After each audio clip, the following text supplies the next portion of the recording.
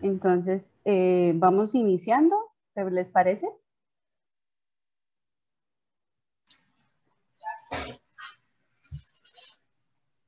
Listo. Entonces, vamos iniciando también. Yo creo que sí, ya son las 9:04. Podemos ir iniciando. Vamos a empezar como dándoles un saludo a todos. Queremos primero agradecerles por estar aquí nuevamente el día de hoy en nuestra segunda jornada del primer taller para cuidadores de este año. Recuerden que Cuidarme Cuidarte 2021 es mejor prevenir que curar. Vamos a estar todo el año haciendo diferentes actividades formativas de educación y de sensibilización en relación a las enfermedades neurodegenerativas. En este momento estamos viendo en pantalla a nuestra comoderadora, que es Joana Gómez, y a nuestro panelista de la primera jornada, que es Alexander Navarro. Antes de darle paso a Alexander para que empiece con su presentación del día de hoy, queremos darle un saludo especial a todas las personas que nos están dando mensajitos de buenos días por ahí, por el chat de Zoom, y a todas las personas que se conectan a seguirnos en la página de Facebook. Recuerden que el Facebook del grupo es Grupo de Neurociencias de Antioquia. Nos pueden encontrar ahí. Por favor, síganos en nuestras redes sociales para que estén como al día con todas nuestras actividades y seminarios y talleres. Además, vemos en la pantalla a la doctora Lucía Madrigal. Ella es una de las coordinadoras y organizadoras de este evento.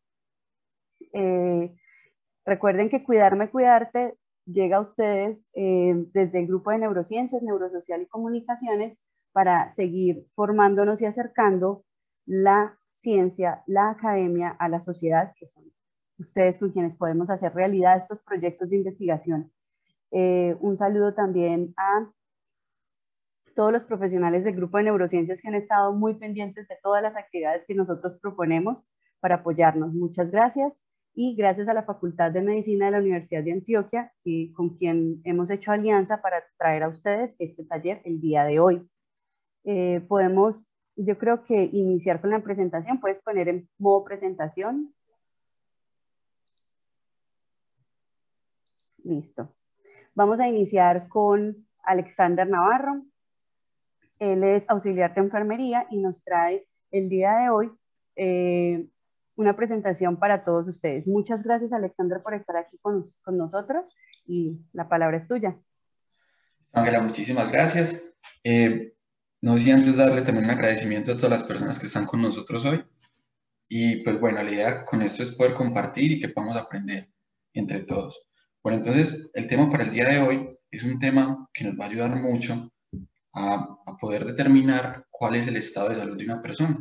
Con unas técnicas que vamos a aprender el día de hoy, esas técnicas, para arrancar les cuento que lo ideal de eso es practicarlas mucho, porque si bien son simples, esa habilidad se toma a medida que lo vas practicando y lo vas ensayando tanto en ti como en otras personas. Vamos a arrancar. El tema son los signos vitales. Ustedes se preguntarán qué son los signos vitales y cómo está la bebé en este momento ahí cuestionándose. Y vamos a ver que los signos vitales son manifestaciones de vida, o sea, nos van a indicar cómo está funcionando el interior del cuerpo de la persona que vamos a estar evaluando.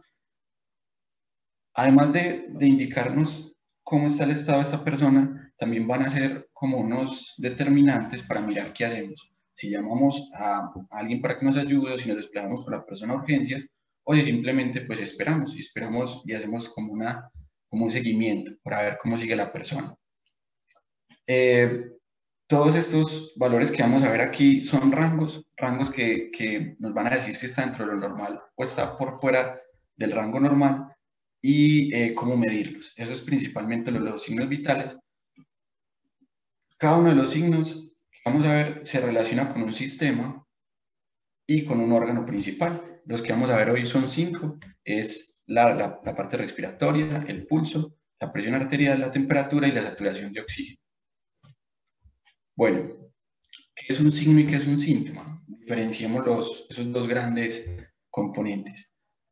Un signo, comencemos mejor con el síntoma. Un síntoma es algo que la persona me manifiesta, pero que yo no puedo mirar, ni puedo tampoco medir. Un ejemplo, tengo dolor de cabeza, me dice la persona. La persona le duele, la persona siente ese dolor, pero yo desde afuera no lo puedo ni ver, ni lo puedo medir. Solamente me puedo basar en lo que esa persona dice. Eso es un síntoma. Y un signo es algo que la persona me dice y además yo lo puedo ver y lo puedo medir. Un ejemplo, la persona me dice, me siento como con fiebre, me siento como caliente. En ese momento tú lo tocas y evidentemente lo sientes caliente y si tomas un termómetro y mides la temperatura, ya sabes más o menos en qué rango está. Entonces un signo es algo que además de que la persona te lo dice, tú lo puedes ver y lo puedes medir. Bueno, vamos a comenzar con el pulso. El pulso nos va a indicar a qué velocidad va el corazón. El corazón tiene un ritmo y vamos a ver cuál es el ritmo normal del corazón. Para medirlo,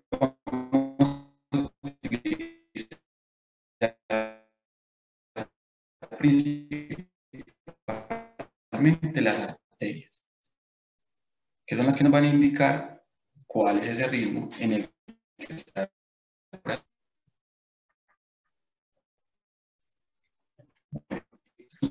Importante acá que en cuenta estos dos dedos. Ahora, pulsos principales, el carotídeo.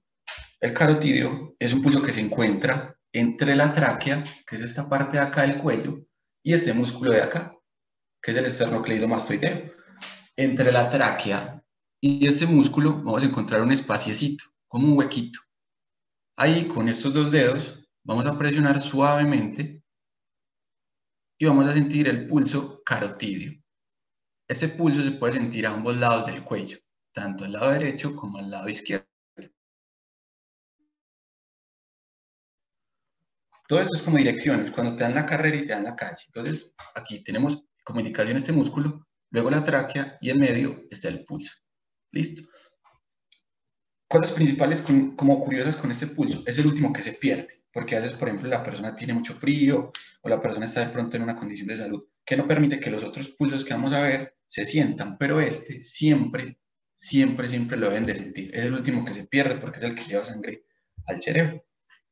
Bueno, entonces tenemos pulso carotídeo y ahora vamos para el pulso radial. El pulso radial es el que encontramos en la muñeca, lo encontramos por el lado del pulgar y las indicaciones para poderlo tocar es la siguiente. Borde inferior de la mano, a 2 o 3 centímetros de este borde, abajito, entre los tendones y este huesito de acá, que es el huesito radial, vamos a encontrar un huequito. Ahí en ese huequito vamos a poder tomar este pulso. Recuerden que esto es de práctica, lo ideal es que lo hagan tanto en ustedes como en otras personas. Porque, por ejemplo, puede que uno tenga el brazo, la mano más delgadita, pero hay otra persona que la tenga un poquito más gruesa y eso hace que la anatomía sea diferente y el palpar sea una experiencia totalmente diferente. Otra cosa curiosa con ese pulso de acá es que no debe ser ni muy superficial, ni muy fuerte, ni muy profundo. Si es muy superficial no lo vamos a sentir. Y si es muy profundo, muy fuerte, podemos obstruir la arteria y tampoco lo vamos a tomar. Entonces, lo ideal es que sea como un punto medio. Este es el pulso radial. Hasta ahora llevamos dos. Carotídeo, el que encontramos acá, y el pulso radial, que es el que encontramos en la muñeca, que está por debajo de esta línea, entre los tendones y este hueso. En ese huequito que encontramos ahí, ahí va a estar el pulso radial. Un dato curioso con los bebés. Los bebés, como todavía no han desarrollado completamente su anatomía, es muy difícil, por ejemplo, tomarle el pulso en el cuello o algo en la parte radial. Entonces, para eso vamos a utilizar un pulso que se llama el pulso braquial. Eso lo vamos a encontrar aquí en el brazo. Nuevamente, es un pulso que está entre el bíceps y esta parte de acá, que es también parte del tríceps, pero es cuestión de tocar y de mucha práctica. Para nosotros va a ser importante saber que lo podemos ubicar entre la articulación del codo y el bíceps. Ahí en ese espacio que se forma, la articulación del codo y el bíceps, ahí en ese espacio que se forma, vamos a encontrar el pulso braquial. Va a ser muy importante porque ahorita cuando veamos lo de la presión, allí debemos colocar un instrumento que nos va a ayudar a medir también esa parte.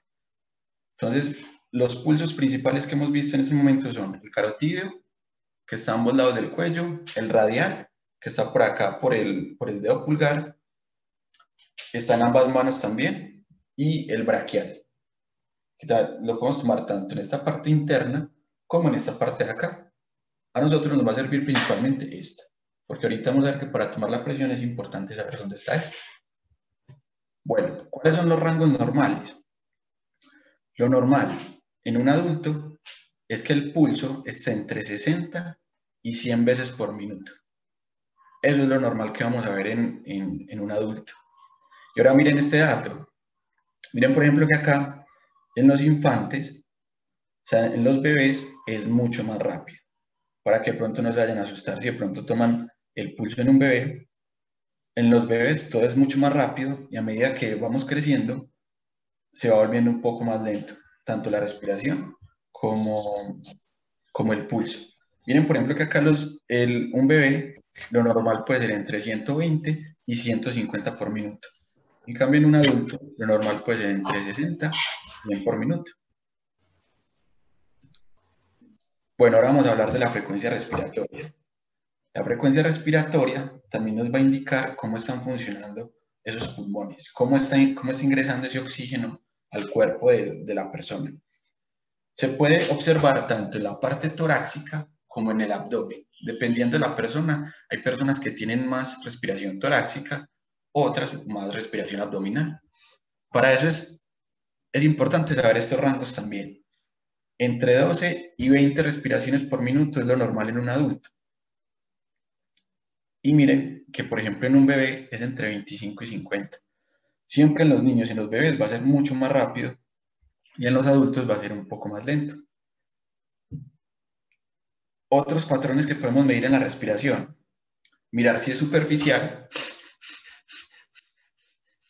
Eso superficial no siempre quiere decir que está pasando algo inadecuado dentro del cuerpo, ¿no? A veces simplemente es porque hizo actividad física, porque de pronto está un poco asustado. Entonces hay que mirar también los rangos que estamos teniendo acá junto con el contexto para determinar que no sea pues, algo normal o que sea algo, una enfermedad, por ejemplo. Entonces siempre mirar como qué actividad hizo la persona o qué se está haciendo en ese momento. Otro tipo de respiración es la laboriosa, cuando a la persona se le dificulta mucho respirar. Eso también es un indicador que nos dice a nosotros que algo está pasando en esa vía aérea que no es normal y debemos hacerle seguimiento. En el caso tal de que tenga mucha dificultad respiratoria, asociándolo con el pulso y con otro que vamos a ver ahorita, ya determinaríamos si nos desplazamos a urgencias o seguimos haciéndole seguimiento a la persona. Otro tipo de dato en cuanto a la respiración, ruidosa. Si la respiración, cuando la persona respira, le sentimos silbidos, esto nos puede indicar que tenga de pronto secreciones en los pulmones. Eso es algo que también es muy importante tenerlo en cuenta y que también van a aprender con unos ejercicios que les vamos a enseñar dentro del taller cómo ayudar a que esas secreciones se salgan de los pulmones y sea más fácil para el paciente eliminarlas. Bueno, ahora vamos a hablar de la temperatura. La temperatura nos va a indicar también cómo está funcionando el cuerpo. A nivel interno, eso también tiene relación con el sistema nervioso central. Y vamos a hablar de los siguientes rangos. Lo normal de la temperatura, entre 36 y 37.5. Para eso, vamos a utilizar una herramienta que es un termómetro.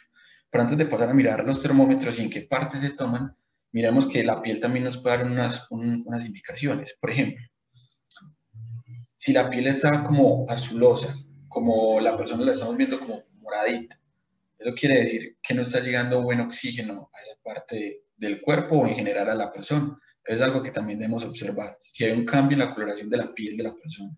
Si también es rojiza, eso también nos puede indicar que hay mucha vasodilatación. Eso tampoco es normal dentro de un paciente sano. O si está amarilla. Entonces la piel también nos puede indicar que hay un cambio, o sea, que algo está pasando adentro y es bueno también evaluarlo. Bueno, entonces ahora miremos los termómetros, que es la herramienta que nos va a servir para tomar la temperatura. Este es muy común verlo en las casas, es un termómetro digital. Lo que se utiliza principalmente es esta partecita de acá. Esto es lo que tiene que estar en contacto con la piel para poder hacer la medición, y dependiendo del termómetro va a tardar entre unos 4 o 5 minutos más o menos en darnos el rango de la temperatura.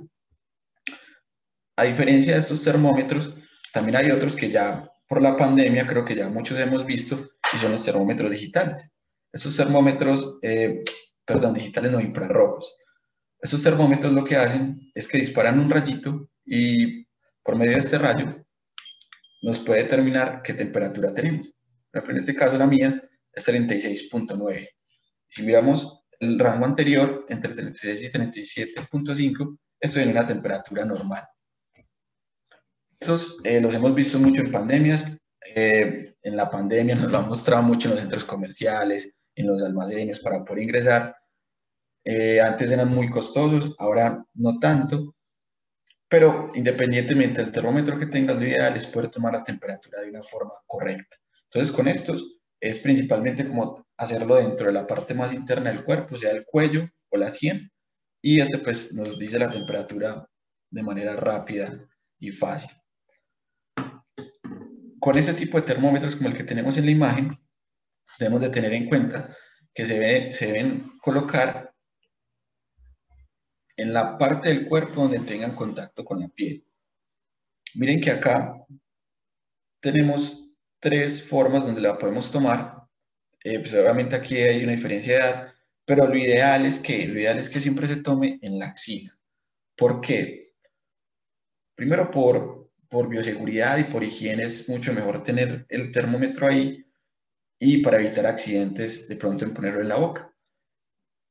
Cosas a tener en cuenta para tomar la temperatura en la axila, que si lo vas a tomar allí, ten en cuenta que esta partecita de acá del termómetro, esta partecita de acá que es la que toma la temperatura, esté dentro de la piel, entre la piel del brazo y la piel del tórax.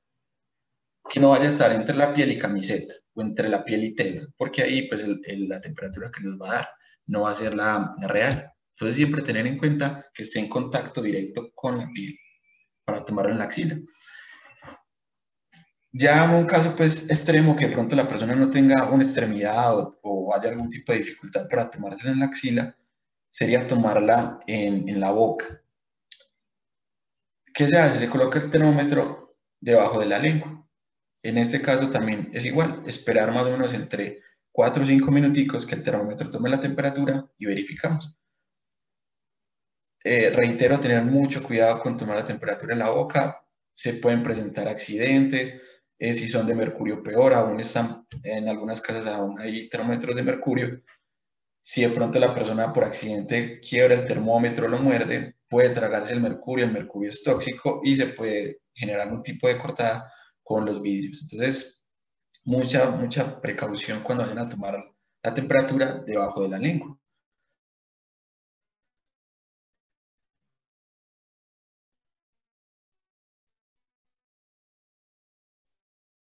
Esta otra imagencita que vemos acá es... Bueno, ahora vamos a hablar de la presión arterial. La presión arterial nos va a indicar la fuerza con la que el corazón está enviando la sangre a todo el cuerpo. Recuerden que ahorita vimos el pulso es el ritmo, la velocidad a la que va el corazón, y ahora vamos a hablar de la presión arterial, que es la fuerza con la que el corazón está enviando la sangre a todo el cuerpo. Bueno, ahora miremos que vamos a tener dos valores, vamos a tener dos rangos en esta medición. Un valor alto, o sea, un número altico, el número mayor se va a denominar sístole. ¿Por qué sístole? Porque es el momento en el que el corazón hace más fuerza para enviar la sangre a todo el cuerpo. Va a ser el valor más alto de los dos que vamos a leer. Entonces es el valor de la sístole, donde el corazón está haciendo más fuerza. Y el valor menor que vamos a ver dentro de las mediciones se va a denominar diástole. En la diástole, el corazón está recibiendo la sangre. No la está inyectando, sino que la está recibiendo, tanto en aurículas como en ventrículos. Entonces va a haber un valor alto, que lo denominaremos sístole, y un valor menor que se va a denominar diástole. Bueno, para tomar la presión arterial, vamos a utilizar estas herramientas. Yo tengo uno por acá para mostrarles. Es un tensiómetro, yo sé que de pronto muchos de ustedes ya lo han visto, que es este brazalete, que consta de un relojito. No los voy a confundir de pronto con muchos términos técnicos. Este relojito de acá, que es el que nos va a indicar los dos valores, siempre debe estar en el centro o en cero. En algunos es cero. Eso nos va a indicar que está calibrado, y es importante que esté calibrado para que nos dé un valor exacto. Además de eso, tiene esta manita que nos va a llevar a la pera. La pera es la que nos va a ayudar a inyectar aire al brazalete, y tenemos esta valvulita que nos va a permitir la entrada de aire, y si la aflojamos nos va a permitir la salida para luego tomar la presión. Tengan en cuenta que esto en realidad es un poco o sea, en sí es fácil, pero es de mucha práctica, porque hay que aprender a desarrollar el oído a la vez que va soltando el aire dentro de la técnica. El otro instrumento que vamos a utilizar acá es el fonendoscopio. El fonendoscopio tiene estas partes que son las olivas, que son las que van en los canales auditivos, y la campana, que nos va a ayudar a escuchar los sonidos. Este se puede girar, entonces en una la tendrías para pediátrico, pues para los niños bebés, para la parte pediátrica, y en la otra sería para los adultos. Nosotros vamos a utilizar la de los adultos. Bueno, cosas importantes al momento de tomar la presión. Tengan en cuenta que no siempre, cuando tú tomas la presión, sale alto, quiere decir que la persona sea hipertensa. Muchas veces puede ser que hizo ejercicio antes de esto, que esté pronto nervioso, esto también hace que la presión se aumente, o también que haya fumado, que haya tomado café, o que haya llegado directamente o haya estado caminando. Todo esto va a alterar la presión arterial. Entonces, factores como para tener en cuenta acá, para tomar la presión: que la persona no haya fumado, no haya tomado café. La cafeína aumenta la frecuencia cardíaca y por lo tanto también en la presión arterial. Siempre tomarlo a la altura del corazón. Lo ideal también es que es en el brazo derecho, ¿cierto? Que es como más distal al corazón. Que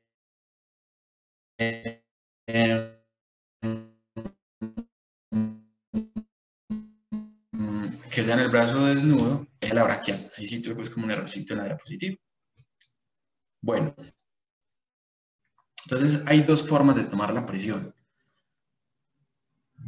Una es la auscultación, que es la que les mencionaba ahorita, y es la que normalmente hemos visto, es en donde nos colocan el brazalete en el brazo, así como lo vemos acá en esta imagen.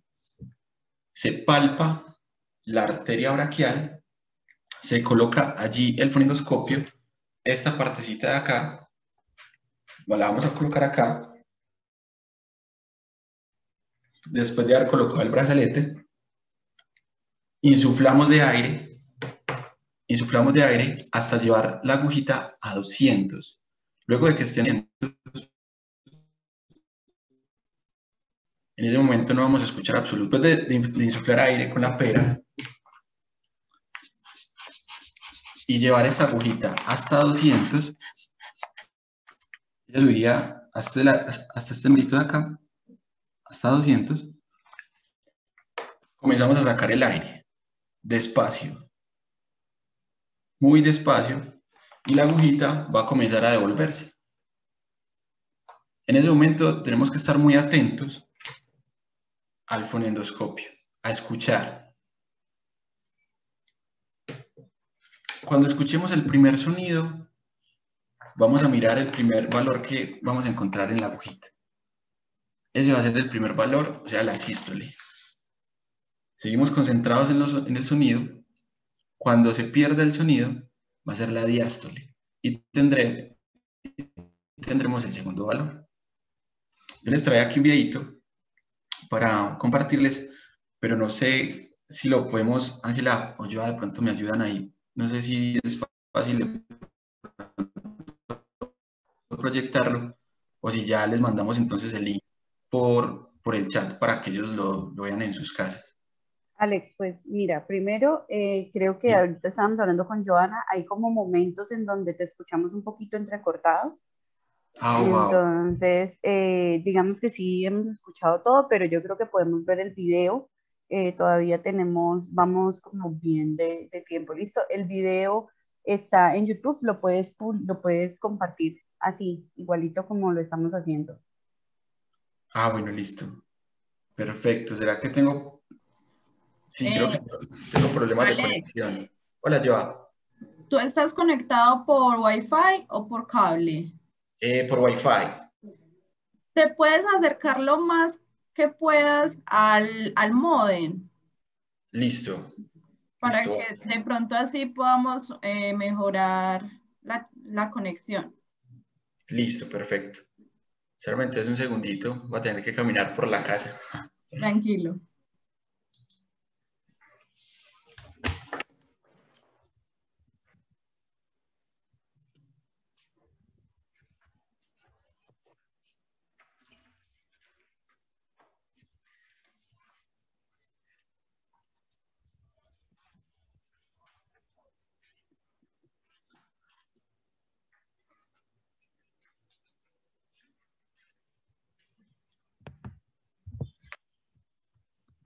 Dame un segundito. No sé si de pronto acá.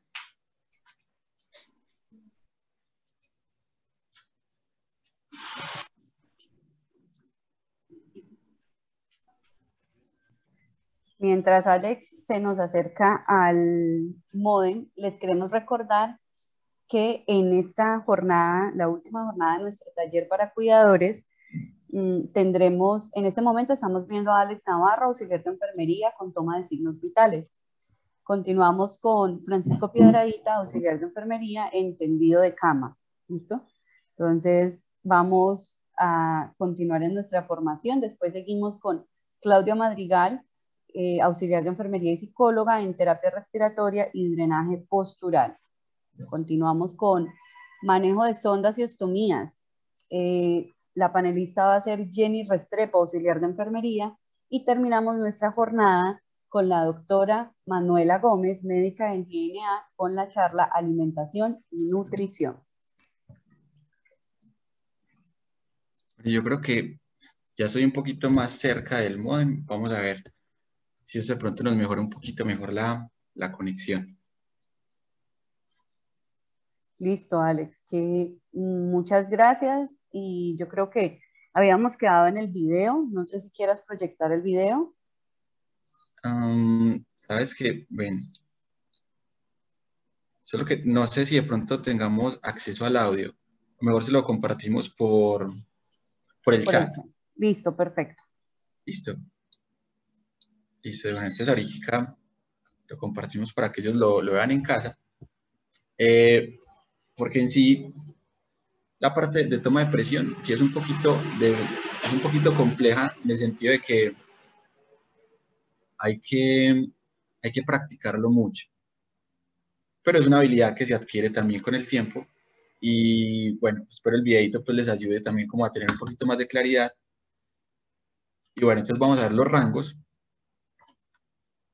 Los rangos de la presión arterial, vamos a hablar principalmente de estos dos de acá, porque cuando hablamos de hipertensión estadio 1, estadio 2, ya eso sí es un diagnóstico que debe hacerse con un seguimiento por parte del médico y que se debe hacer en un centro de salud.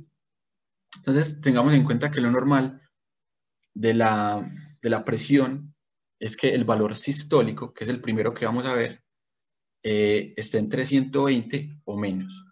Y la diastólica esté entre 80 o menos. Eso es como lo normal. Si de pronto al tomar la presión, el primer valor, que es el sistólico, está por encima de 120, vamos a decir que tiene la presión elevada. Pero tener en cuenta también los factores que vimos anteriormente, y es que si de pronto la persona acaba de llegar, o si la persona está muy agitada, o está nerviosa, todos esos factores pueden alterar la presión. Entonces simplemente vamos a decir, ve, tiene la presión elevada. Pero no vamos a decir, ve, está hipertenso, no. Ya ese tipo de diagnósticos ya se hacen a nivel hospitalario y se hace mediante el seguimiento médico. Bueno, ahora vamos a hablar de otro indicador que nos va a hablar de cómo está llegando el oxígeno al cuerpo. Y para eso vamos a utilizar un equipo que es un pulsosímetro y nos va a ayudar a determinar qué porcentaje de oxígeno le está llegando a nuestro cuerpo. El valor normal, el porcentaje normal que debe tener la persona es entre 88 y 100%. El equipo es este, es un pulsosímetro. No sé si de pronto ustedes también lo han visto por ahí, por estos días de pandemia que han sido como un poquito populares. ¿En qué consiste? En cualquiera de los dedos, tú puedes colocar el dispositivo, lo prendes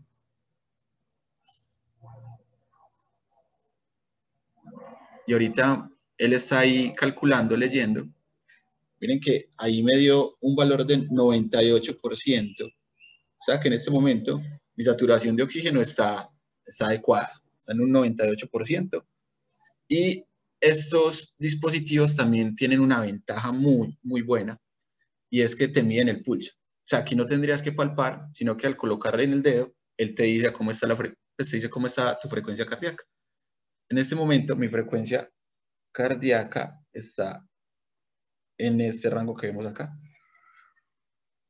Miren que siempre está un poquito alta, pero también hay que tener en cuenta que en este momento, por ejemplo, estoy hablando y eso también hace pues que el corazón vaya un poquito más rápido, a diferencia de que si estuviera de pronto en silencio.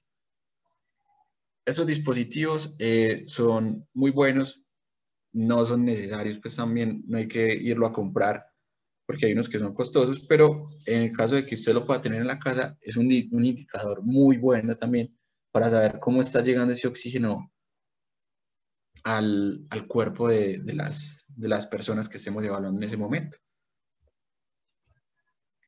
Bueno, ya en este momento estaría como terminando con la presentación. El videito tomaba 15 minutos, también estaba como dentro de la programación, pero bueno. Entonces no sé si de pronto tienen preguntas, comentarios. Hola Alex, sí, Hola, Joa. Muchas gracias por la presentación. Yo creo que fue muy necesaria para todos los asistentes a este taller. Comenzando con las preguntas,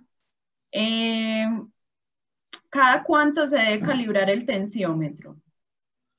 Lo ideal de la calibración del tensiómetro, si es un tensiómetro que tenemos en casa, lo podemos hacer cada 2 años, porque a nivel hospitalario, lo ideal es que se haga cada año más o menos, porque la utilización es constante entre paciente y paciente, pero entre 2 y 3 años en la casa estaría muy bien. Listo. ¿Cuál es la temperatura ideal en el adulto mayor y específicamente en adultos mayores de 100 años? La temperatura es igual. La temperatura sí es algo que no cambia según la edad. Entonces siempre debe estar entre 36 y 37.5. Listo, muchas gracias. Otra pregunta que nos realizan es, cuando la persona es obesa o con sobrepeso y el tensiómetro no abarca todo el brazo, ¿cómo tomarle la presión? Pues para ese tipo de casos venden también unos tensiómetros especiales, dado que si es necesario presionar para poder medirla por la forma en la que funcionan los dispositivos. Entonces, en ese caso, sí es difícil de conseguirlo, pero también sé que se consiguen incluso por encargo. No voy a decir aquí, pues, nombres de proveedores. Otra pregunta que nos hacen es, esos signos vitales que se toman con las aplicaciones del celular, con los relojes inteligentes, ¿estos valores sí son confiables? En cuanto al pulso, hay muchos que son confiables, pero ya a nivel de presión arterial no son tan exactos. Incluso Dentro de la presentación no hablé de los tensiómetros que son digitales porque los datos que ellos dan son muy alterados, o sea, no son muy exactos. Entonces, si utilizas, por ejemplo, un tensiómetro digital, después de hacerlo tienes que chequear nuevamente con este tipo de tensiómetro. O sea, no reemplazan este tipo de herramientas. A nivel de pulso sí pueden dar un valor muy exacto, pero a nivel de presión arterial no son tan exactos. Entonces sí es mejor como utilizar estos que son tradicionales. Listo. Tú nos presentaste en la presentación diferentes tipos de termómetro. Para ti, ¿cuál es el más confiable? Los dos que mencioné, tanto el de... Ven aquí, devolvámonos un poquito. Este es muy económico, lo puedes encontrar en cualquier farmacia. Y el que es infrarrojo. Esos dos son súper buenos y este no es tan costoso. Se puede conseguir en cualquier parte y son muy exactos también. También nos piden que nos recuerdes, porfa, el rango de presión para los adultos mayores. Ok. Lo normal de la presión, vamos a verlo por acá, es entre, aquí lo tenemos, mira, es entre 120 o menos y 80. Recuerden que uno es el valor más alto, que es la sístole y la diástole. Esto siempre es lo normal. Si está por encima de esto, hay que prestar atención. Muchas veces los adultos mayores sufren de hipertensión o tienen enfermedades de base. Entonces, en ese caso, si está por encima de estos valores de acá, es como darle la pastillita. Darle la pastillita y verificar cómo va evolucionando. Muchas gracias. Otra pregunta es, ¿existe alguna posición especial para tomar el oxígeno? El oxígeno, la saturación Sí. de oxígeno. No, para esto no hay necesidad de ninguna posición. Puede estar de pie, sentadito, siempre va a ser en porcentaje, entonces no hay necesidad de que esté en alguna posición especial. Y para ti, ¿cuál es el signo vital más importante para determinar el estado de salud de un individuo? Wow. Yo creo que en ese sentido, lo ideal es tener los 5.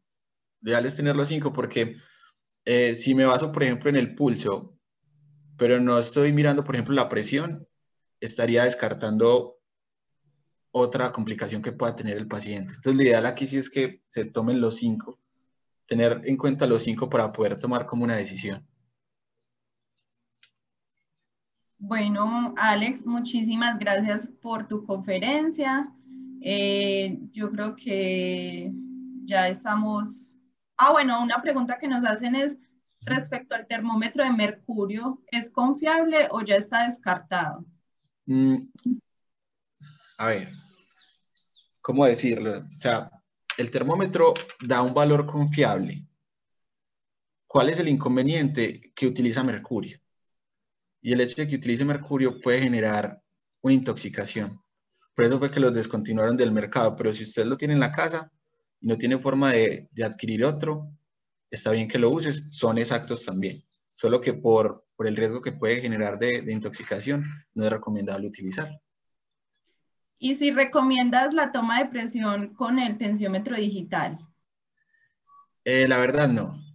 No, porque son muy inexactos y la mayoría, cuando los calibras, debes tenerlo como muy presente. Por ejemplo, si lo calibraste hoy, tienes que saber que al año tienes que volverlo a calibrar, porque se descalibran muy fácil y a veces los valores que dan no son muy exactos. Y sobre todo los que venden como para utilizar en la casa. De pronto los que están a nivel hospitalario son un poquito más exactos, pero son más costosos. Bueno, Alex, muchísimas gracias por compartir con nosotros todas estas conocimientos y experiencias que son tan importantes a la hora de cuidar un paciente en casa. Eso lleva Te muchísimas agradezco gracias. mucho por aceptar la invitación y que tengas un excelente día. Muchas gracias a todos. Muy feliz resto de día también. Muchas gracias, Alex. Todo el mundo está Muchas gracias escribiendo a en el todos. chat que muy clara tu forma de compartir el conocimiento y teniendo en cuenta que normalmente esto es algo que en los talleres presenciales hacíamos tomándonos el pulso unos a los otros, entonces creo que lograste transmitir el conocimiento. Muchas gracias, Alexander, que tengas un excelente día.